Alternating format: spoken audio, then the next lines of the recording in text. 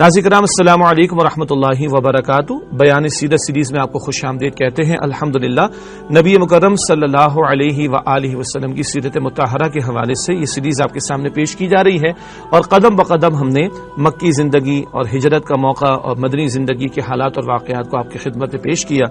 آپ کو یاد ہوگا گزشتہ نشست میں ہم نے خطبہ حجۃ الوداع کے حوالے سے ذکر کیا تھا، اور آخری جیش یعنی آخری لشکر جو نبی اکرم صلی اللہ علیہ وآلہ وسلم نے تیار فرما کر روانہ فرمایا وہ حضرت اسامہ رضی اللہ تعالی عنہ کا لشکر تھا۔ آج انشاءاللہ ہم کلام کریں گے 11 ہجری کے حوالے سے۔ گزشتہ نشست میں 10 ہجری کے اہم ترین واقع خطبہ حجۃ الوداع کے حوالے سے اور حجۃ الوداع کے حوالے سے کلام ہوا تھا۔ آج 11 ہجری نبی مکرم صلی اللہ علیہ وسلم کی حیات طیبہ کے آخری ایام اور پھر دنیا سے آپ کا تشریف لے جانا، اس حوالے سے کچھ گفتگو آپ کے سامنے رکھیں گے۔ اور آج ہم نے اس کو موضوع دیا ہے رفیق اعلیٰ کی جانب، رب العالمین کی طرف واپسی نبی اکرم صلی اللہ علیہ وآلہ وسلم کی۔ یہ اہم ترین ایک اعتبار سے میں کہوں واقعہ بھی ہے، صحابہ کرام کے لیے ایک بہت بڑا غم کا موقع بھی ہے، ایک بہت بڑا حادثہ اس کو کہا جا سکتا ہے صحابہ کرام کی زبان میں، جس پر آج انشاءاللہ تعالی ہم کلام کریں گے۔ البتہ آپ جانتے ہیں کہ سب سے پہلے ہم قرآن اور صاحب قرآن کے عنوان سے ایک یا کبھی سے زائد آیات آپ کے سامنے رکھتے رہے۔ آج ایک ہی آیت آپ کے سامنے رکھی جائے گی، اور آیات کا انتخاب اس تناظر میں ہوتا ہے کہ جس عہد کے حوالے سے، جس سال کے حوالے سے کلام ہو رہا ہے، اس سال جو آیات نازل ہوئیں یا جو واقعات پیش آئے ہیں اور جو واقعات بیان ہو رہے ہیں ان کے حوالے سے کچھ آیات قرآن حکیم میں ہیں تو ان کو آپ کے سامنے رکھا جائے۔ آج اس آیت کا انتخاب کیا گیا ہے، یہ سورۃ البقرہ کی آیت نمبر 281 ہے، البقرہ آیت نمبر 281، اور سیدنا عبداللہ بن عباس رضی اللہ تعالی عنہ کی رائے کے مطابق نزول کی ترتیب کے اعتبار سے یہ آخری آیت ہے جو نبی اکرم صلی اللہ علیہ وآلہ وسلم پر نازل ہوئی۔ سورۃ البقرہ کی آیت نمبر 281 ارشاد ہوا قرآن حکیم اس مقام پر، وَاتَّقُوا يَوْمًا تُرْجَعُونَ فِيهِ إِلَى اللَّهِ ثُمَّ تُوَفَّى كُلُّ نَفْسٍ مَا كَسَبَتْ وَهُمْ لَا يُظْلَمُونَ۔ ترجمہ، اور اس دن سے ڈرو جس دن تم سب اللہ کی طرف لوٹائے جاؤ گے، پھر ہر شخص کو اس کی کمائی کا پورا پورا بدلہ دے دیا جائے گا اور ان پر کوئی ظلم نہ ہوگا۔ سورۃ البقرہ آیت نمبر 281۔ یہ ہے اہم ترین معاملہ۔ جتنا آخرت مجھے یاد رہے گی میرے معاملات درست رہیں گے، اللہ کا خوف اور اللہ کے حضور پیشی کا احساس، جتنا یہ بات میرے آپ کے دل و دماغ میں پیوستہ رہے گی، موجود رہے گی، مستحضر یعنی حاضر رہے گی، اتنا میرے اور آپ کے معاملات درست ہوں گے۔ اور یہ بھی بتا دیا گیا پیشی بھی ہونی ہے اور تمہیں تمہاری کمائی کا پورا پورا بدلہ عطا کیا جائے گا، ظلم نہیں کیا جائے گا۔ ایک بندہ صاحب ایمان اور اللہ کا فرما بردار ہے تو ایسا نہیں کہ اس کا اجر اس کو نہ دیا جائے، اسی طریقے پر ایک بندہ کفر شرک پر اڑا رہا، فسق و فجور پر ڈٹا رہا اور گناہ گار رہا اور اس کے لیے کوئی سزا بھی مقرر ہے تو ایسا نہیں کہ سزا زیادہ دے دی جائے، کسی کے ساتھ بھی ظلم یا بے انصافی کا معاملہ نہیں ہوگا۔ اللہ مجھے آپ کو کل کی پیشی کا یقین عطا فرمائے اور اللہ میرے اور آپ کے ہم سب کے حساب کو آسان فرمائے۔ اس کے بعد چلتے ہیں بیان سیرت کے حوالے سے مطالعہ سیرت کی طرف۔ یہ ہمارا مرکزی حصہ ہوتا ہے پروگرام کا، جس میں قدم بقدم سیرت النبی صلی اللہ علیہ وآلہ وسلم کا مطالعہ کرتے چلے آئے ہیں۔ مطالعہ سیرت کے ذیل میں آج موضوع مرکزی یہی ہے، رفیق اعلیٰ کی جانب نبی اکرم صلی اللہ علیہ وسلم کا وصال، اس دنیا سے آپ کا تشریف لے جانا، اس پر کلام ہوگا۔ سب سے پہلے الوداعی آثار، حیات طیبہ کے آخری سال اور آخری ایام میں کچھ ایسے معاملات سامنے آئے جس سے محسوس ہوتا ہے کہ اب آپ صلی اللہ علیہ وسلم کے مشن کی تکمیل بھی ہو چکی ہے، اللہ کا دین غالب اور نافذ ہو چکا ہے اور اب آپ کے واپس جانے کا موقع آ چکا ہے۔ ان الوداعی آثار کے حوالے سے چند باتیں۔ ماہ رمضان میں 20 دن اعتکاف فرمایا نبی اکرم صلی اللہ علیہ وسلم نے۔ ہم سب جانتے ہیں رمضان المبارک کا آخری عشرہ نبی اکرم علیہ السلام کی مستقل سنت رہی کہ آپ اعتکاف کا اہتمام فرماتے، البتہ آخری سال جو رمضان المبارک گزرا اس میں آپ نے 20 دن کا اعتکاف فرمایا ہے۔ نمبر 2 مرتبہ جبریل امین علیہ السلام کے ساتھ دورہ قرآن، جیسے ہمارے ہاں اہل ایمان جہاں قرآن سنتے ہیں وہاں سنانے والے حفاظ وہ دن میں دور کرتے ہیں، ایک دوسرے کو قرآن سناتے ہیں، تو اللہ کے نبی علیہ السلام جبریل امین کے ساتھ ہر سال ماہ رمضان میں قرآن کا دور فرماتے، یعنی جتنا قرآن نازل ہو چکا ہوتا وہ ڈیوائن اسکیم اور سپرویژن کے مطابق جبریل امین کو سناتے نبی کریم صلی اللہ علیہ وسلم۔ لیکن حیات طیبہ کا جو آخری رمضان گزرا، ایک نہیں 2 مرتبہ قرآن حکیم جتنا نازل ہو چکا تھا اس کا دور فرمایا نبی اکرم صلی اللہ علیہ وسلم نے حضرت جبریل امین علیہ السلام السلام کے ساتھ. پھر حجۃ الوداع کے موقع پر الوداعی خطاب، اللہ کے پیغمبر علیہ السلام کا خطبہ، اس کے چند کلمات ہم نے پچھلی نشست میں سمجھے تھے. اس میں یہ بات بھی تھی، مجھے نہیں معلوم کہ شاید میں آئندہ تم سے ملاقات نہ کر سکوں. یہ خود اشارہ تھا کہ اب آپ دنیا سے تشریف لے جائیں گے صلی اللہ علیہ وسلم. تو یہ چند باتیں جو میں نے آپ کے سامنے رکھی، اور ایسے کچھ اور حالات اور واقعات اور معاملات پیش آئے جس سے الوداعی آثار محسوس ہونا شروع ہوئے کہ نبی اکرم صلی اللہ علیہ وسلم دنیا سے تشریف لے جائیں گے. اس کے بعد آگے چلتے ہیں.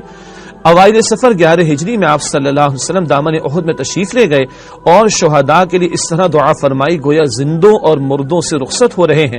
پھر واپس آ کر منبر پر خطاب فرمایا.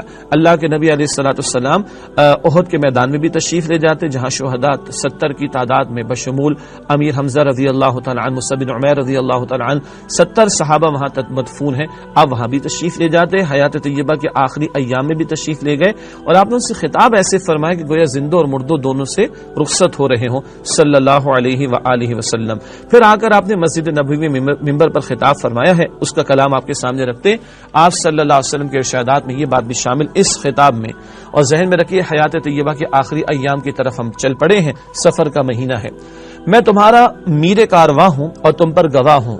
بخدا میں اس وقت اپنا حوض یعنی حوض کوثر دیکھ رہا ہوں. مجھے زمین کے خزانوں کی کنجیاں عطا کی گئی ہیں، اور بخدا مجھے یہ خوف نہیں کہ تم میرے بات شرک کرو گے، بلکہ اندیشہ اس کا ہے کہ دنیا طلبی میں باہم مقابلہ کرو گے. شرک سے مجموعی اعتبار سے امت کی حفاظت رہی. اللہ تعالی ہر اعتبار سے حفاظت فرمائے. اور دیگر احادیث میں اللہ کے نبی علیہ الصلوۃ والسلام نے شرک کے کچھ اقسام کا ذکر بھی فرمایا، مثلا دکھاوے کا شرک وغیرہ. اللہ ہم سب کی حفاظت فرمائے. تاہم آپ نے یہ بھی ارشاد فرمایا کہ مجھے یہ اندیشہ نہیں کہ تم شرک میں مبتلا ہو جاؤ، بلکہ یہ اندیشہ ہے کہ دنیا کی طلب میں ایک دوسرے سے مقابلے میں لگ جاؤ. یعنی یہ شے دنیا کی محبت میں ڈوبنا اور ایک دوسرے سے کمپٹیشن میں لگ کر اپنی آخرت کو فراموش کر دینا، یہ تمہیں شے مار ڈالے گی، برباد اور ہلاک کر ڈالے گی. اس اندیشہ کا اظہار فرمایا نبی علیہ السلام نے. مزید برآں اللہ تعالیٰ نے جتنا چاہا نبی علیہ الصلوۃ والسلام کو علم عطا فرمایا. ہم جیسے کم علم لوگ اگر بحث کریں گے تو گستاخی نہ کر بیٹھیں، بحث نہیں کرنی چاہیے. البتہ دیکھ لیجئے اللہ کے پیغمبر علیہ السلام کو کیا کچھ عطا ہوا. آپ حوض کوثر کو دیکھ رہے ہیں اور آپ نے فرمایا کہ مجھے زمین کے خزانوں کی کنجیاں عطا کر دی گئی صلی اللہ علیہ وآلہ وسلم. یہ روایت متفق علیہ یعنی بخاری مسلم دونوں میں موجود. اہل بقیع کے لیے دعائے مغفرت. بقیع کا قبرستان واقف ہے مدینہ شریف میں مسجد نبوی کے بالکل ساتھ ہی ہے. جیسے آپ شہداء احد کے قبور پر تشریف لے گئے، اسی طرح بقیع کی طرف بھی تشریف لے گئے. مستقل جایا کرتے تھے. یہ حیات طیبہ کے آخری ایام کی بات ہو رہی. ایک روز نصف رات کو آپ صلی اللہ علیہ وسلم بقیع تشریف لے گئے اور اہل بقیع کے لیے دعائے مغفرت کی. فرمایا اے قبر والوں، تم پر سلام. لوگ جس حال میں ہیں اس کے مقابل تمہیں وہ حال مبارک ہو جس میں تم ہو. جانے والے تو چلے گئے، ان کی آزمائش کا معاملہ ختم ہو گیا، اس کی طرف اشارہ ہو رہا ہے. اور جو زندہ ہیں وہ ابھی امتحان میں ہیں، ان کا معاملہ بھی بہرحال بڑا سخت ہے. فرمایا آگے، فتنے تاریک رات کے ٹکڑوں کی طرح ایک کے پیچھے ایک چلے آ رہے ہیں، اور بعد والا پہلے سے زیادہ برا ہے. اللہ اکبر. بعد میں آنے والے وہ پہلے والوں کے مقابلے میں زیادہ امتحان اور آزمائش میں ہیں. اور آج اور میں جب آپ اور ہم 14 صدیوں بعد موجود ہیں نبی علیہ السلام کے تشریف لے جانے کے بعد، تو اندازہ کیا جا سکتا ہے کہ کس قدر پرفتن دور ہے. اللہ تعالیٰ تمام فتنوں سے ہم سب کی حفاظت فرمائے. بہرحال اللہ نے امتحان کے لیے زمین پر بھیجا، آزمائش کے طور پر بھیجا. الذی خلق الموت والحیات لیبلوکم ایکم احسن عملا. اللہ نے موت اور حیات کا سلسلہ قائم فرمایا کہ تمہارا امتحان ہے کہ تم میں سے عمل کے اعتبار سے بہترین کون ہے. اللہ تعالی ہمارے لیے آسانی کا معاملہ فرما. فطروں سے اللہ تعالی ہم سب کی حفاظت فرمائے. اس کے بعد یہ کہہ کر اہل قبور کو بشارت دی کہ ہم بھی تم سے آ ملنے والے ہیں، اور قبور پر جاتے ہوئے قبرستان جانا چاہیے. عورتوں کو تو شدت سے منع کیا نبی اکرم علیہ السلام نے. ان کے لیے وعد و نصیحت ہی دلوں کی نرمی کے لیے کافی ہوتا ہے. مردوں کو تلقین ہے کہ قبور پر جایا کریں، کبھی تدفین کے حوالے سے جاتے ہیں، اس کے علاوہ بھی جانا چاہیے تاکہ عبرت حاصل ہو. اور ان دعا میں یہ دعا بھی شامل ہے کہ انتم سلفنا ونحن بالاثر. تم تو ہم سے پہلے جا چکے قبر والوں، ونحن بالاثر، ہم تمہارے پیچھے پیچھے آنے والے ہیں. اس کے بعد نبی اکرم علیہ الصلوۃ والسلام کے جو مرض کا آغاز ہوا اس کا ذکر کرنا چاہیں گے. یہ 29 صفر 11 ہجری بروز پیر کو رسول اللہ صلی اللہ علیہ وسلم ایک جنازے میں بقیع تشریف لے گئے. واپسی پر راستے ہی میں درد سر شروع ہو گیا اور حرارت اتنی تیز ہو گئی کہ سر پر بندھی ہوئی پٹی کے اوپر سے محسوس کی جانے لگی. بخار میں جب شدت ہوتی تو اللہ کے نبی علیہ السلام سر پر پٹی باندھ لیتے. البتہ یہ حرارت اس قدر شدید تھی یعنی بخار کی کہ آپ صلی اللہ علیہ وسلم کی سر پر بندھی ہوئی پٹی سے بھی محسوس کی جانے لگی. یہ آپ صلی اللہ علیہ وسلم کے مرض کا آغاز تھا. آپ صلی اللہ علیہ وسلم نے اسی حالت مرض میں 11 دن نماز پڑھائی. مرض کی کل مدت 13 یا 14 دن تھی. اندازہ کیجئے اس بیماری کے دوران بھی, اس مرض کے دوران بھی نماز ادا ہی نہ ہوئی بلکہ نماز کی امامت کے لیے بھی تشریف لاتے رہے نبی اکرم صلی اللہ علیہ وآلہ وسلم. نماز کی اہمیت کا بھی اندازہ مزید اس بیان سے ہوتا ہے. سختی مرض میں حجرہ عائشہ رضی اللہ تعالی عنہا میں منتقلی. رسول اللہ صلی اللہ علیہ وسلم کی طبیعت روز بروز بوجھل ہوتی جا رہی تھی. اس دوران آپ صلی اللہ علیہ وسلم ازواج مطہرات سے پوچھتے رہتے تھے کہ میں کل کہاں رہوں گا, میں کل کہاں رہوں گا. اس سوال سے آپ صلی اللہ علیہ وسلم کا جو مقصود تھا ازواج مطہرات اسے سمجھ گئیں. چنانچہ انہوں نے اجازت دے دی کہ آپ صلی اللہ علیہ وسلم جہاں چاہیں رہیں. اس کے بعد آپ صلی اللہ علیہ وسلم حضرت عائشہ رضی اللہ تعالی عنہا کے مکان میں منتقل ہو گئے. اہم نقطہ سمجھنے کا کیا ہے, ایک سے زائد ازواج نبی اکرم علیہ السلام کی تھیں تو مساوات فرمائی ہے نبی اکرم صلی اللہ علیہ وسلم نے. ایک رات ایک زوجہ کے حجرے میں ہوتے, ایک رات ایک زوجہ کے, پھر تیسری پھر چوتھی, یہ معمول تھا. اور عصر کی نماز کے بعد تمام حجروں میں جاتے, تھوڑی تھوڑی دیر ہر زوجہ محترمہ کے پاس آپ وقت گزارتے تھے, لیکن رات جن زوجہ کی باری ہوتی ان کے پاس گزارتے. کبھی ایسا بھی ہوا کہ حضرت سودا رضی اللہ تعالی عنہا نے اپنی باری اما عائشہ کو دے دی رضی اللہ تعالی عنہا, رسول اللہ علیہ السلام کی دلجوئی کی خاطر بھی. اسی طرح کا معاملہ یہ آخری ایام میں بھی آپ نے خود اپنے آپ کو پیش کیا کہ میں کل کہاں رہوں گا. ازواج مطہرات سمجھ گئیں اور انہوں نے اپنی باری کا تقاضا بھی چھوڑ دیا اور عرض کی کہ آپ جہاں چاہیں. چنانچہ آپ صلی اللہ علیہ وسلم نے اما عائشہ رضی اللہ تعالی عنہا کے حجرے میں منتقل ہونا پسند فرمایا. منتقل ہوتے ہوئے حضرت فضل بن عباس رضی اللہ تعالی عنہ اور علی رضی اللہ تعالی بن ابی طالب کا سہارا لے کر درمیان میں چل رہے تھے. سر پر پٹھی بندھی تھی اور پاؤں زمین پر گھسٹ رہے تھے. اس کیفیت کے ساتھ آپ صلی اللہ علیہ وسلم حضرت عائشہ رضی اللہ تعالی عنہا کے مکان میں تشریف لے گئے اور پھر حیات مبارکہ کا آخری ہفتہ وہیں گزارا. لفظ یہاں ہم نے مکان استعمال کیا, البتہ ذہن میں حجرے کو رکھیے گا. وہ حجرے کس قدر مختصر تھے اندازہ کیا جا سکتا ہے. اور سورۃ الحجرات ایک پوری سورت ہے جس کا عنوان جس کا نام کہیے وہ الحجرات قرآن حکیم میں موجود ہے اور ان حجروں کی طرف اس میں بھی اشارہ موجود ہے. البتہ ایک اور اہم نقطہ, اللہ کے پیغمبر امام الانبیاء صلی اللہ علیہ وسلم آپ کی ذات بابرکات, بہت سادہ سے الفاظ میں عظیم ترین بات, بعد از خدا بزرگ تو یہ قصہ مختصر, اللہ سبحانہ وتعالی کے بعد عظیم ترین ہستی آپ صلی اللہ علیہ وسلم کی ہے. البتہ جہاں یہ کمالات ہے وہیں انسانی سطح پر آپ نے زندگی بسر کی ہے. یہ مرض کا معاملہ, یہ کیفیات کا طاری ہونا, اس سے رسالت مآب صلی اللہ علیہ وآلہ وسلم بھی گزرے ہیں. انتہائی ادب سے عرض کروں, آج کل ہمارے لوگ بیماری ہوتی ہے تو جی جادو کسی نے کر دیا, پھر کسی عامل کے پاس جاؤ, پھر یہ کرو پھر وہ کرو. جہاں تک بیماریوں کا معاملہ, مشکلات کا معاملہ, اللہ سے دعا بھی کی جائے, اللہ کا ذکر بھی کیا جائے, نبی اکرم صلی اللہ علیہ وسلم کی بتائی ہوئی دعاؤں کا اہتمام کیا جائے, آپ کی بتائی ہوئی صورتیں ان کا اہتمام کیا جائے, سورہ فاتحہ, سورۃ الفلق اور سورۃ الناس.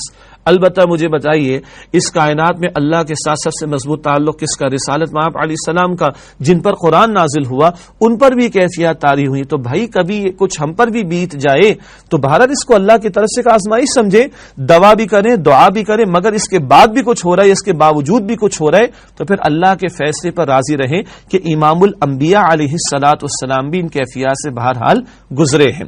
بہرحال آخری ہفتہ آپ صلی اللہ علیہ وسلم حیات طیبہ کا اما عائشہ صدیقہ رضی اللہ تعالی عنہا کے حجرے میں گزارا ہے. اب آئیے آخری ایام کے حوالے سے چند وہ باتیں جو سیرت کی کتابوں میں ہمیں مفصل ملتی ہیں ان کا کچھ تذکرہ مختصراً آپ کے سامنے رکھتے ہیں. حیات طیبہ کہ آخری ایام 5 دن پہلے کے حوالے سے چند باتیں. وفات سے 5 دن پہلے بدھ کے روز جسم کی حرارت میں مزید شدت آ گئی, جس کی وجہ سے تکلیف بھی بڑھ گئی اور غشی طاری ہو گئی. آپ صلی اللہ علیہ وسلم نے فرمایا, مجھ پر مختلف کنووں کے 7 مشکیزیں بہاؤ تاکہ میں لوگوں کے پاس جا کر وصیت کر سکوں. یہ کیا ہے؟ مشکیزیں بہاؤ, اور وہ بھی مختلف کنووں کے. یہ بھی اللہ کے رسول علیہ السلام کی تعلیم رہی ہے. اگر صرف کسی کو بخار ہو تو وہ ٹھنڈے پانی کا استعمال کر لے. ہم تو عجیب سمجھتے ہیں نا اس کو, وہ پانی کا استعمال کرے اپنے اس بخار کی شدت کو کم کرنے کے لیے, اور آج دنیا کے بعض ممالک میں بھی اس بات کو ریکمینڈ کیا جانے لگا ہے, واللہ عالم. البتہ یہاں جو شدید تکلیف اللہ کے نبی علیہ السلام کی ہوئی تو آپ نے فرمایا ہے کہ مجھ پر مختلف کنووں کے 7 مشکیزیں بہاؤ تاکہ میں لوگوں کے پاس جا کر وصیت کر سکوں. اس کی تکمیل کرتے ہوئے آپ صلی اللہ علیہ وسلم کو ایک لگن میں بٹھا دیا گیا اور آپ صلی اللہ علیہ وسلم کے اوپر اتنا پانی ڈالا گیا کہ آپ صلی اللہ علیہ وسلم بس بس کہنے لگے۔ اس وقت آپ صلی اللہ علیہ وسلم نے کچھ تخفیف محسوس کی، یعنی مرض کی شدت میں کچھ کمی واقع ہوئی، اور مسجد میں تشریف لے گئے۔ سر پر پٹی بندھی ہوئی تھی، ممبر پر بیٹھ کر خطبہ عطا فرمایا۔ آخری وقت تک وصیتیں جاری ہیں، ہدایات جاری ہیں، تعلیمات کا سلسلہ جاری، اور اندازہ کیجئے حیات طیبہ کے آخری لمحات ہیں تو یہ تعلیمات بھی بہت اہم ترین ہوں گی۔ صحابہ کرام گردا گرد جمع تھے۔ فرمایا آپ صلی اللہ علیہ وسلم نے یہود و نصارہ پر اللہ تعالی کی لعنت کہ انہوں نے اپنے انبیاء کی قبروں کو مساجد بنائے، سجدے کرنے لگے، معاذ اللہ اس شرکیہ طرز عمل میں مبتلا ہوئے، اس سے منع فرمایا نبی اکرم صلی اللہ علیہ وسلم نے۔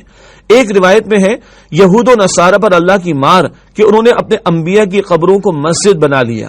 آپ صلی اللہ علیہ وسلم نے یہ بھی فرمایا تم لوگ میری قبر کو بت نہ بنانا کہ اس کی پوجا کی جائے۔ آپ سے جو امت کی والہانہ عقیدت ہے اس میں تو کوئی شک و شبہ نہیں، اور اس میں اور اللہ تعالی ہم سب کو اضافہ عطا فرمائے۔ البتہ جو سابقہ اقوام نے اپنے نبیوں کے ساتھ کیا، اور آپ تو خاتم الانبیاء ہیں، آپ پر آ کر نبوت کا سلسلہ ختم ہو گیا، تو یہ واضح ہدایات آپ عطا کر گئے۔ لعنت ہو اللہ کی یہود و نصارہ پر جنہوں نے اپنے انبیاء کی قبروں کو سجدگاہ بنایا، اور آپ نے فرمایا کہ دیکھو میری قبر کو بت نہ بنانا کہ اس کی پوجا کی جائے۔ اللہ تعالیٰ ایسی کیفیات سے اس نے بچایا امت کو، اور اللہ تعالیٰ ہم سب کی حفاظت کیے رکھے۔ پھر آپ صلی اللہ علیہ وسلم نے اپنے آپ کو قصاص کے لیے پیش کیا اور فرمایا میں نے کسی کی پیٹھ پر کوڑا مارا ہو تو یہ میری پیٹھ حاضر ہے، وہ بدلہ لے لے، اور کسی کی بے آبروئی کی ہو تو میری آبرو حاضر ہے، وہ بدلہ لے لے۔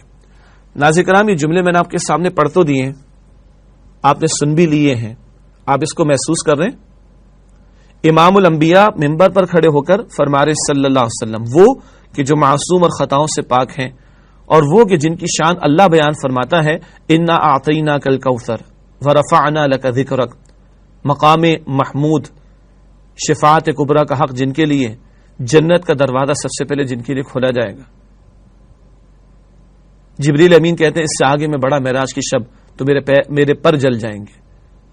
اندازہ کیجئے اللہ کے پیغمبر علیہ السلام نے اپنے آپ کو پیش کر دیا، آج کی زبان میں کہوں تو احتساب کے لیے، اکاؤنٹیبلٹی کے لیے۔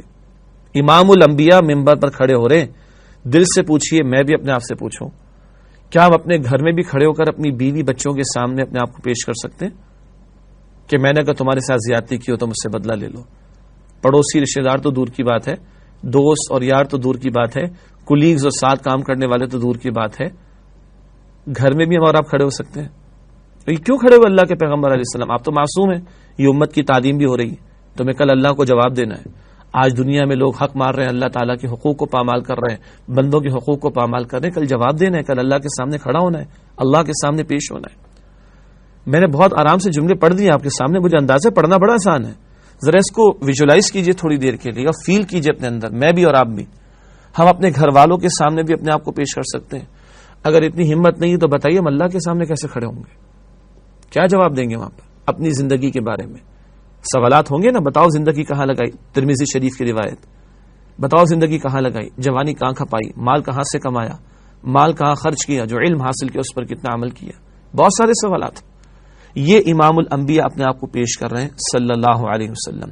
بہرحال کہاں کسی نے، ایک صحابی کھڑے ہوئے اور انہوں نے کچھ بات ذکر کی تو اللہ کے پیغمبر نے فرمایا کہ آؤ بدلہ لے لو۔ بات کیا تھی؟ کئی چھڑی کو نبی علیہ السلام کی لگ گئی تھی، انہوں نے عرض کیا اللہ کے پیغمبر علیہ السلام میری تو بدن پر اس وقت قمیض نہیں تھی، آپ نے اپنی قمیض مبارک ہٹائی، کہا آؤ بدلہ لے لو۔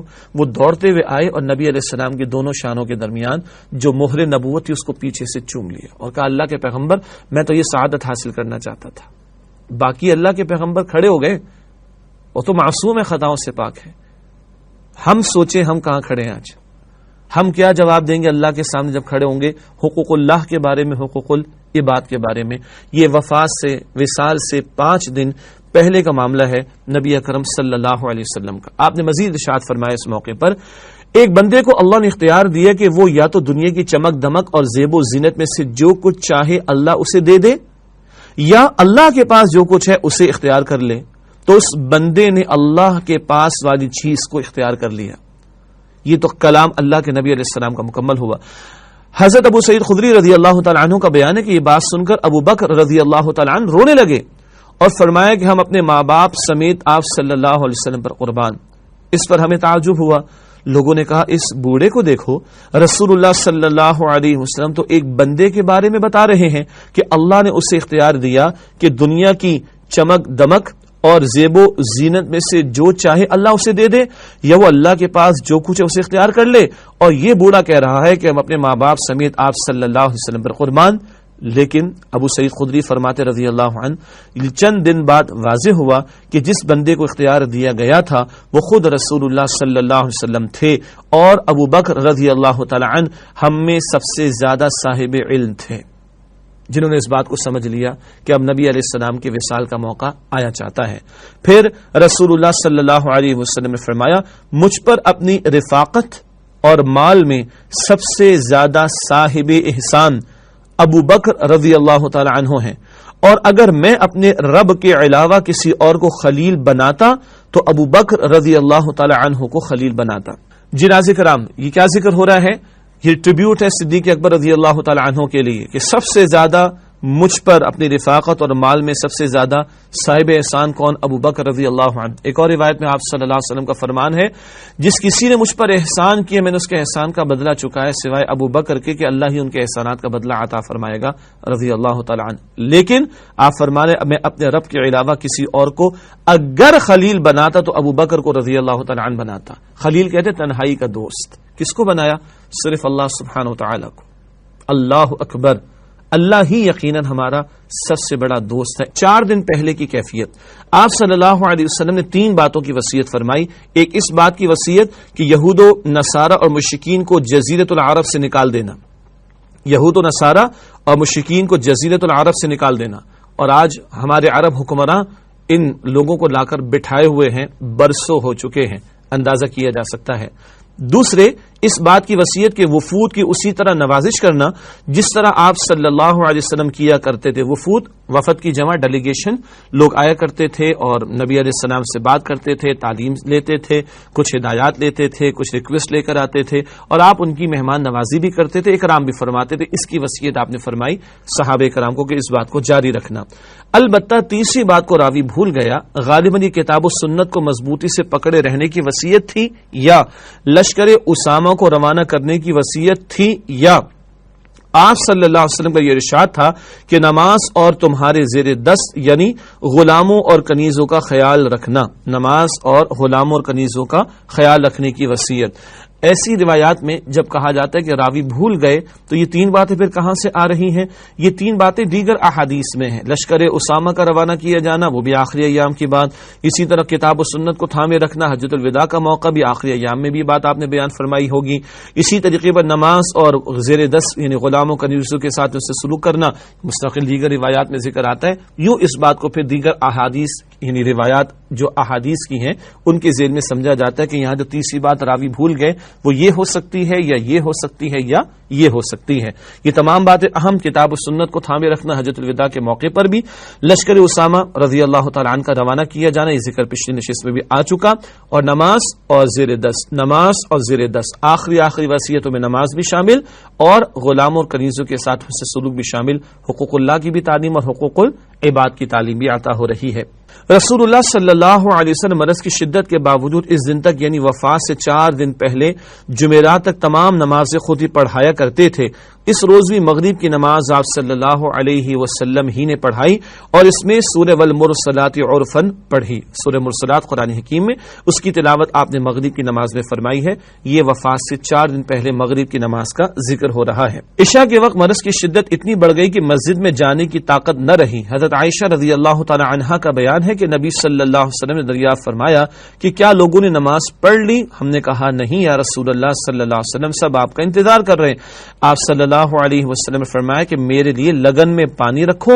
ہم نے ایسا ہی کیا۔ آپ صلی اللہ علیہ وسلم نے غسل فرمایا اور اس کے بعد اٹھنا چاہا، لیکن آپ صلی اللہ علیہ وسلم پر غشی طاری ہو گئی۔ پھر افاقہ ہوا تو آپ صلی اللہ علیہ وسلم نے دریافت کیا کیا لوگوں نے نماز پڑھ لی؟ ہم نے کہا نہیں یا رسول اللہ صلی اللہ علیہ وسلم، سب آپ کا انتظار کر رہے ہیں۔ اس کے بعد دوبارہ پھر تیسری مرتبہ وہی بات پیش آئی جو پہلی بار پیش آ چکی تھی کہ آپ صلی اللہ علیہ وسلم نے غسل فرمایا، پھر اٹھنا چاہا تو آپ پر غشی طاری ہو گئی۔ بالآخر آپ صلی اللہ علیہ وسلم نے ابو بکر رضی اللہ تعالی عنہ کو کہلوا بھیجا کہ وہ لوگوں کو نماز پڑھائیں۔ چنانچہ حضرت ابو بکر صدیق رضی اللہ تعالی عنہ نے ان ایام میں نماز پڑھائی۔ نبی صلی اللہ علیہ وسلم کی حیات مبارکہ میں ان کی پڑھائی ہوئی نمازوں کی تعداد 17 ہے، اور یہ آخری ایام میں زائد نمازیں ہیں جن کی امامت حضرت ابوبکر صدیق رضی اللہ تعالی عنہ نے فرمائی۔ اہل علم کا یہ بھی بتانا ہے کہ یہ ایک اشارہ بھی تھا کہ اللہ کے نبی علیہ السلام کے دنیا سے تشریف لے جانے کے بعد امت کی قیادت فرمائیں گے حضرت ابوبکر صدیق رضی اللہ تعالی عنہ۔ ایک اشارہ وہ جو امیر حج ان کو بنا کر بھیجا گیا سن 9 ہجری میں، اور ایک اشارہ یہ بھی کہ آپ صلی اللہ علیہ وسلم کی حیات طیبہ میں تقریباً 17 آپ صلی اللہ علیہ وسلم کی حیات طیبہ میں تقریباً 17 نمازوں کی امامت حضرت ابوبکر صدیق رضی اللہ تعالی عنہ نے فرمائی ہے۔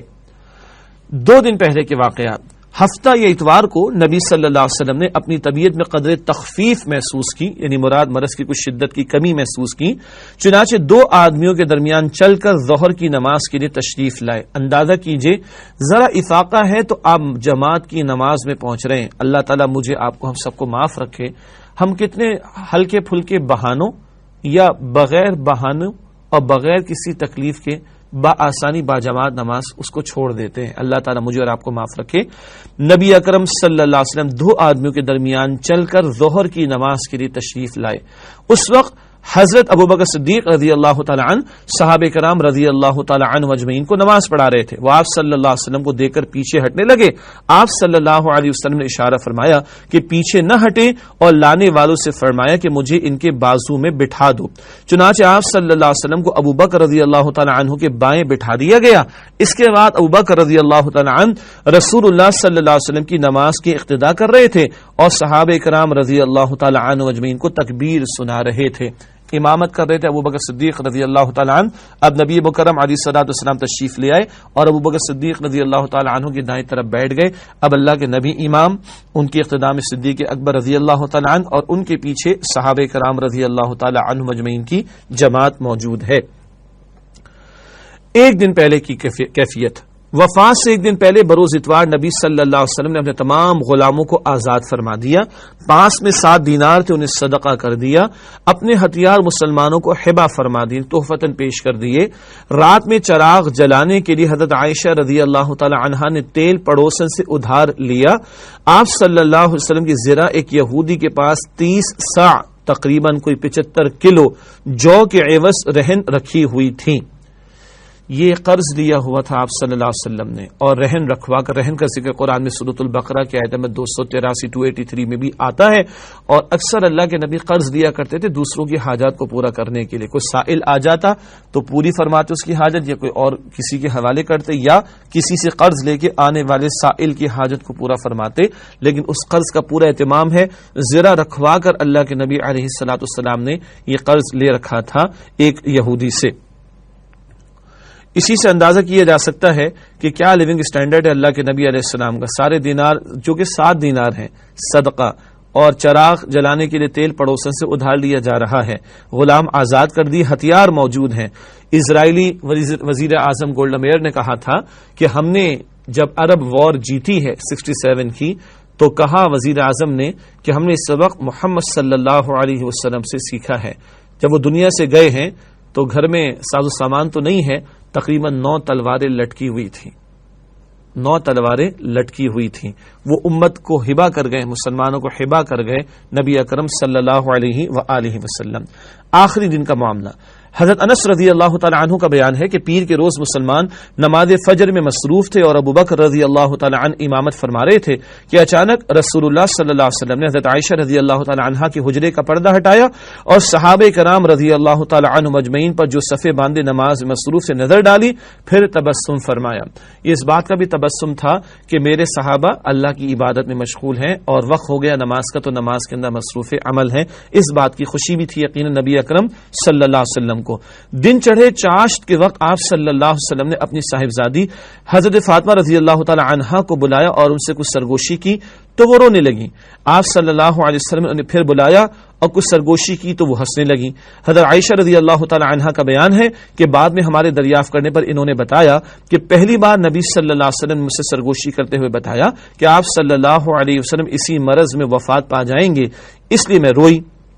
پھر آپ صلی اللہ علیہ وسلم نے مجھ سے سرگوشی کرتے ہوئے بتایا کہ آپ صلی اللہ علیہ وسلم کے اہل و عیال میں سب سے پہلے میں آپ کے پیچھے جاؤں گی. اس پر میں ہنسی. نبی صلی اللہ علیہ وسلم نے حضرت فاطمہ رضی اللہ تعالی عنہا کو یہ بشارت بھی دی کہ آپ ساری خواتین عالم کی سیدہ یعنی سردار ہوں گی رضی اللہ تعالی عنہا. ادھر لمحہ بلمحہ تکلیف بڑھتی جا رہی تھی اور اس زہر کا اثر بھی ظاہر ہونا شروع ہو گیا تھا جسے آپ صلی اللہ علیہ وسلم کو خیبر میں کھلایا گیا تھا. دھوکے سے ایک بکری کے گوشت میں زہر ملا کر آپ کو پیش کیا گیا تھا اور اب اللہ کے پیغمبر علیہ السلام اب اس کا اثر محسوس کر رہے ہیں. اللہ اکبر. وہ 7 ہجری کا معاملہ تھا خیبر کی فتح کے وقت کا اور اب اس کا اثر یہاں پر اللہ کے رسول علیہ السلام محسوس کر رہے ہیں. انسانی سطح پر بہرحال اللہ کے نبی علیہ السلام کی زندگی بسر ہوئی. ان کیفیات سے آپ بھی گزرے ہیں تو امت گزرے تو بہرحال یہ اللہ کی مشیت اللہ کے فیصلوں کا حصہ اس پر راضی رہا جائے. چنانچہ آپ صلی اللہ علیہ وسلم حضرت عائشہ رضی اللہ تعالی عنہا سے فرماتے تھے عائشہ خیبر میں جو کھانا میں نے کھا لیا تھا اس کی تکلیف برابر محسوس کر رہا ہوں. اس وقت مجھے محسوس ہو رہا ہے کہ اس زہر کے اثر سے میری رگیں جاں کٹی جا رہی ہے. اللہ اکبر. آپ صلی اللہ علیہ وسلم صحابہ کرام رضی اللہ تعالی عنہم اجمعین کو بھی وصیت فرمایا الصلاۃ الصلاۃ وما ملکت ایمانکم نماز و تمہارے زیر دست یعنی کنیز غلام. آپ صلی اللہ علیہ وسلم نے یہ الفاظ کئی بار دہرائے. یہ ہے حیات طیبہ کے آخری دن کی وصیت. نماز نماز نماز اور تمہارے زیر تحت جو لوگ ہیں کمزور طبقات غلام اور کنیز ان کے حقوق کا خیال رکھنا. حقوق اللہ بھی اور حقوق العباد بھی. اور کمزوروں کے بارے میں دین اسلام کی یہ تعلیم اور اہم ترین بات آخری وصیتوں میں یہ دونوں باتیں شامل. حقوق اللہ بھی حقوق العباد کا بیان بھی. عبد الرحمن بن ابی بکر رضی اللہ تعالی عنہما آپ صلی اللہ علیہ وسلم کے پاس تشریف لائے. ان کے ہاتھ میں مسواک تھی اور رسول اللہ صلی اللہ علیہ وسلم مجھ سے ٹیک لگائے ہوئے تھے. اما عائشہ کا یہ بیان ہے رضی اللہ تعالی عنہا. میں نے دیکھا کہ آپ صلی اللہ علیہ وسلم مسواک کی طرف دیکھ رہے ہیں. میں سمجھ گئی کہ آپ صلی اللہ علیہ وسلم مسواک چاہتے ہیں. اور عبد الرحمن حضرت عائشہ کے بھائی ہیں رضی اللہ تعالی عنہما. فرماتی ہے کہ میں سمجھ گئی کہ آپ صلی اللہ علیہ وسلم مسواک چاہتے ہیں. میں نے پوچھا آپ صلی اللہ علیہ وسلم کے لیے لے لوں؟ آپ صلی اللہ علیہ وسلم نے سر سے اشارہ فرمایا کہ ہاں. میں نے مسواک لے کر آپ صلی اللہ علیہ وسلم کو دی تو آپ صلی اللہ علیہ وسلم کو سخت محسوس ہوئی. میں نے کہا کہ اسے آپ صلی اللہ علیہ وسلم کے لیے نرم کر دوں؟ آپ صلی اللہ علیہ وسلم نے سر کے اشارے سے کہا ہاں. فرماتی ہے حضرت عائشہ رضی اللہ تعالی عنہا میں نے مسواک نرم کر دی اور آپ صلی اللہ علیہ وسلم نہایت اچھی طرح مسواک کی. اس پر اما عائشہ نے یہ بھی فرمایا کہ مجھے بہت سارے فضائل اللہ نے عطا فرمائے. ایک فضیلت یہ بھی کہ آخری وقت میں اللہ کے رسول علیہ السلام اور میرا لعاب مل گیا. انہوں نے اپنی منہ سے مسواک کو نرم کیا. اما عائشہ رضی اللہ تعالی عنہا نے اور رسول اللہ علیہ السلام کو پیش کی تو فرماتی میرا لعاب اور اللہ کے رسول علیہ السلام کا لعاب یعنی تھوک مبارک تھوک وہ مل گیا. یہ بھی فضیلت اما عائشہ کو آخری لمحات کے حوالے سے حاصل ہوئی. آپ صلی اللہ علیہ وسلم کے سامنے کٹورے میں پانی تھا. آپ صلی اللہ علیہ وسلم پانی میں دونوں ہاتھ ڈال کر چہرہ پوچھتے جاتے تھے اور فرماتے جاتے تھے لا الہ الا اللہ اللہ کے سوا کوئی معبود نہیں. ان للموت سکرات یقیناً موت کی سختیاں ہیں. میں نے جملہ پڑھ دیا آپ کے سامنے. اللہ کے رسول علیہ السلام کا فرمان لا الہ الا اللہ اللہ کے سوا کوئی معبود نہیں. ان للموت سکرات یقیناً موت کی سختیاں ہیں. یہ امام الانبیاء فرمان ہے معصوم خطاؤں سے پاک اور جن کے اعزازات کے میں اشارہ کر چکا ہوں. ہمیں ہماری موت ستاتی اور رلاتی ہے کہ نہیں؟ ہمیں ہماری موت کی سختی یاد رہتی ہے کہ نہیں؟ اللہ کے نبی علیہ السلام نے صرف یہ فرمایا نہیں بلکہ آپ دعا بھی فرماتے تھے اللہم انی اعوذ بک من سکرات الموت وغمرات الموت. اے اللہ میں تیری پناہ میں آنا چاہتا ہوں موت کی سختیوں سے اور موت کی جو تباہ کاری ہے ان سے. اللہ کے رسول دعا فرماتے ہیں اللہ میں تیری پناہ لینا چاہتا ہوں موت کی سختیوں سے. مجھے اور آپ کو میری اور آپ کی موت کی سختیاں یاد آتی ہیں رہتی ہیں؟ کیا یہ دعا میری اور آپ کی دعا میں شامل ہے؟ کیا ہم سیریس ہیں موت کے بارے میں؟ امام الانبیاء اگر یہ فرما گئے ہماری اوقات ہے کیا؟ ہم بیچتے کیا ہے؟ ہماری حیثیت کیا ہے؟ ہماری موت ہمیں کتنی یاد رہتی اور اس کی سختی ہمیں کتنی یاد رہتی اور اس سے بچنے کی دعا کا اہتمام میرے اور آپ کے معاملات میں کتنا ہے؟ اللہ مجھے اور آپ کو ہم سب کو موت کی یاد بھی عطا فرمائے اور ہمیں برے خاتمے سے بچائے اور اللہ مجھے اور آپ کو موت کی سختیوں سے بھی اپنے فضل و کرم سے محفوظ فرما دے. مسواک سے فارغ ہوتے ہی آپ صلی اللہ علیہ وسلم نے ہاتھ یا انگلی اٹھائی, نگاہ چھت کی طرف بلند کی, دونوں ہونٹوں پر کچھ حرکت ہوئی. حضرت عائشہ رضی اللہ تعالی عنہا نے کان لگائے تو آپ صلی اللہ علیہ وسلم فرما رہے تھے ان انبیاء, صدیقین, شہداء اور صالحین کے ہمراہ جنہیں تو نے انعام سے نوازا. سورہ نساء کی آیت نمبر 69 میں انعام یافتہ 4 گروہوں کا ذکر، اولئک الذین انعم اللہ علیہم من النبیین والصدیقین والشہداء والصالحین، ان پر کہ جن پر اللہ نے انعام فرمایا، انبیاء، صدیقین، شہداء اور صالحین، اللہ کے پیغمبر فرما رہے ہیں اللہ ان میں شامل فرما دے۔ اللہ اکبر۔ اور وہاں قرآن کہتا ہے سورہ نساء کی آیت نمبر 69 میں وَحَسُنَ أُولَٰئِكَ رَفِيقًا، کیا ہی عمدہ رفیق ہے ساتھی جو اللہ کسی کو عطا فرمائے گا۔ اللہ تعالی ہمیں بھی انہی گروہوں میں شامل فرمائے، ان کے ساتھ فرما دے۔ پھر اللہ کے پیغمبر علیہ السلام نے فرمایا اے اللہ، بلکہ عرض کی اے اللہ مجھے بخش دے اور مجھ پر رحم کر اور رفیق اعلیٰ میں پہنچا دے۔ اے اللہ رفیق اعلیٰ، آخری فقرہ 3 بار دہرایا اور اسی وقت ہاتھ جھک گیا اور آپ صلی اللہ علیہ وسلم رفیق اعلیٰ سے جا لاحق ہوئے۔ انا للہ و انا الیہ راجعون۔ کیا دعائیں ہو رہی ہیں؟ اے اللہ مجھے بخش دے، اللہم اغفر لی وارحمنی، اے اللہ مجھے بخش دے، اے اللہ مجھ پر رحم فرما اور رفیق اعلیٰ میں پہنچا دے۔ سب سے بڑا دوست کون؟ اللہ سبحانہ و تعالی۔ سب سے بڑا دوست کون؟ اللہ سبحانہ و تعالی۔ اندازہ کیجئے کیا کلمات آخر میں، اے اللہ مجھے بخش دے، اے اللہ مجھ پر رحم فرما اور اے اللہ رفیق اعلیٰ میں پہنچا دے۔ اللہم فی رفیق الاعلیٰ، اے اللہ تو ہی سب سے بڑا دوست ہے۔ تھوڑی دیر پہلے ذکر آیا اگر میں کسی کو خلیل بناتا تو وہ ابو بکر صدیق کو بناتا، لیکن نہیں بنایا۔ اصل دوست کون؟ اللہ سبحانہ و تعالی۔ یہ آخری جملہ ہے جو 3 مرتبہ رسالت مآب صلی اللہ علیہ وسلم کی زبان مبارک سے جاری ہوا۔ ناظرین کرام، ساری زندگی کا حاصل کیا ہے کہ اتباع رسول کرتے ہوئے صلی اللہ علیہ وسلم اللہ کو ہم راضی کر لیں۔ اللہ راضی ہو گیا تو یہی ہماری اصل کامیابی ہے اور یہی آخری لمحات کی تعلیم اور وصیت ہے عملاً نبی مکرم صلی اللہ علیہ وآلہ وسلم کی۔ یہ واقعہ 12 ربیع الاول 11 ہجری بروز پیر کو چاشت کی شدت کے وقت پیش آیا جب سورج کی تیزی بڑھ جاتی ہے۔ اس وقت نبی اکرم صلی اللہ علیہ وسلم کی عمر 63 سال 4 دن ہو چکی تھی۔ اللہم صلی وسلم علی نبینا محمد۔ بہرحال غم ہی غم ہے اور کہنے والوں نے کہا المصیبۃ العظمی، سب سے بڑی مصیبت جو صحابہ پر آئی ہے وہ کیا ہے؟ اللہ کے پیغمبر علیہ السلام کا وصال۔ اس عظیم حادثے کی خبر فوراً پھیل گئی، اہل مدینہ پر غم کا پہاڑ ٹوٹ پڑا۔ حضرت انس رضی اللہ تعالیٰ عنہ کا بیان ہے کہ جس دن رسول اللہ صلی اللہ علیہ وسلم ہمارے ہاں تشریف لائے اس سے بہتر اور تابناک دن میں نے کبھی نہیں دیکھا، اور جس دن رسول اللہ صلی اللہ علیہ وسلم نے وفات پائی اس سے زیادہ غمناک اور تاریک دن بھی میں نے کبھی نہیں دیکھا۔ یہ سیدنا انس رضی اللہ تعالیٰ عنہ کا بیان۔ آپ صلی اللہ علیہ وسلم کی وفات پر حضرت فاطمہ الزہرا رضی اللہ تعالیٰ عنہ نے فرد غم سے فرمایا یا ابتاہ اجاب رب دعاہ، یا ابتاہ من جنت الفردوس مأواہ، یا ابتاہ الی جبریل ننعاہ۔ اس کا ترجمہ کچھ اس طرح ہے، ہائے ابا جان جنہوں نے پروردگار کی پکار پر لبیک کہا، ہائے ابا جان جن کا ٹھکانہ جنت الفردوس ہے، ہائے ابا جان ہم جبریل علیہ السلام کو آپ صلی اللہ علیہ وسلم کی موت کی خبر دیتے ہیں۔ اس کے بعد کے واقعات میں تجہیز اور تکفین اور تدفین کے معاملات ہیں، البتہ اس سے قبل کچھ اور پہلو بھی ہیں۔ سیدنا عمر رضی اللہ تعالیٰ عنہ کا موقف کیا رہا؟ انہوں نے بڑی شدت سے کہا کہ اگر کسی نے کہا کہ نبی علیہ السلام کا وصال ہو گیا تو میں اس کی گردن اڑا دوں گا۔ نہیں، اللہ کے نبی علیہ السلام اپنے رب سے ملاقات کے لیے گئے، جیسے موسیٰ علیہ السلام بھی 40 رات دن کے لیے گئے تھے اور واپس آ گئے تھے۔ خبردار کسی نے کہا تو میں اس کی گردن اڑا دوں گا۔ ان کو سنبھالنا صرف حضرت ابوبکر صدیق کے ہی بس میں تھا، چنانچہ حضرت ابوبکر صدیق رضی اللہ تعالیٰ عنہ نے خطبہ عطا فرمایا، اور وہ خطبہ انہی کی شان کے مطابق ہے کہ جن کو اللہ نے یہ حوصلہ عطا فرمایا کہ جس میں اللہ کی حمد و ثنا کے بعد انہوں نے فرمایا کہ من کان یعبد اللہ فإن اللہ حی لا یموت ومن کان یعبد محمد فإن محمدا قد مات۔ اللہ اکبر۔ سن لو، جو کوئی اللہ کی عبادت کرتا تھا تو اللہ زندہ ہے، اسے کبھی موت نہیں آئے گی، اور بالفرض اگر کوئی محمد صلی اللہ علیہ وسلم کی عبادت کر رہا تھا وہ جان لے کہ ان کا انتقال ہو چکا ہے۔ پھر انہوں نے آیت تلاوت فرمائی سورہ آل عمران کی، ما محمد الا رسول قد خلت من قبلہ الرسل افئن مات او قتل انقلبتم علی اعقابکم۔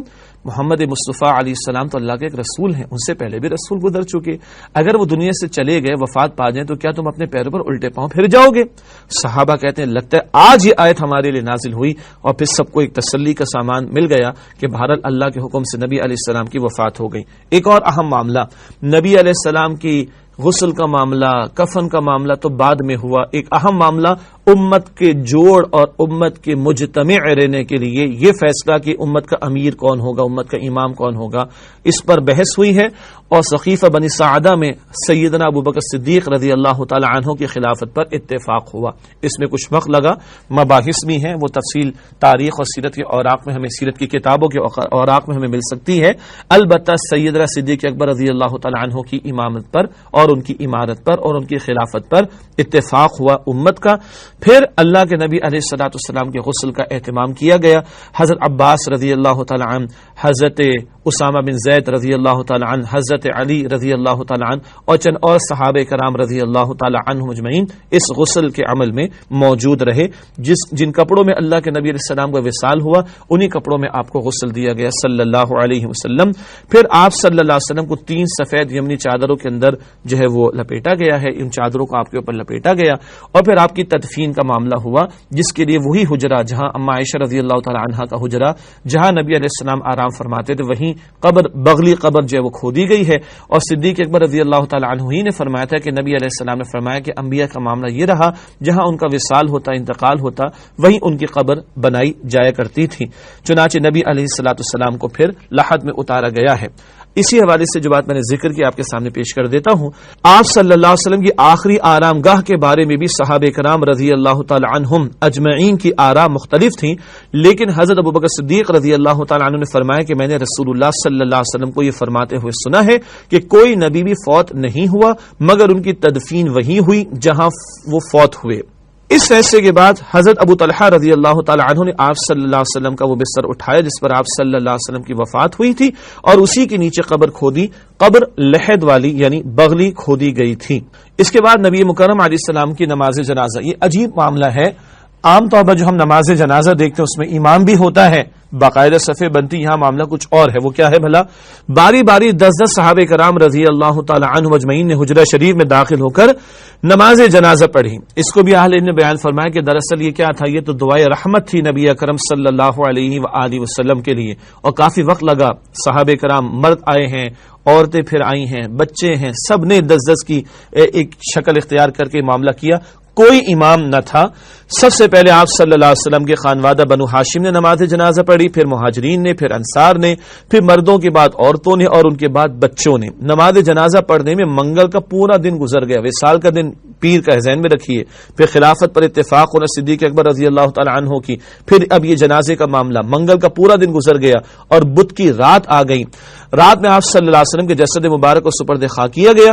چنانچہ حضرت عائشہ رضی اللہ تعالی عنہا کا بیان ہے کہ ہمیں رسول اللہ صلی اللہ علیہ وسلم کی تدفین کا علم نہ ہوا، یہاں تک کہ ہم نے بدھ کی رات کے درمیانی اوقات میں پھاوڑوں کی آواز سنی، پھر آپ صلی اللہ علیہ وسلم کی تدفین کا معاملہ عمل میں آیا ہے۔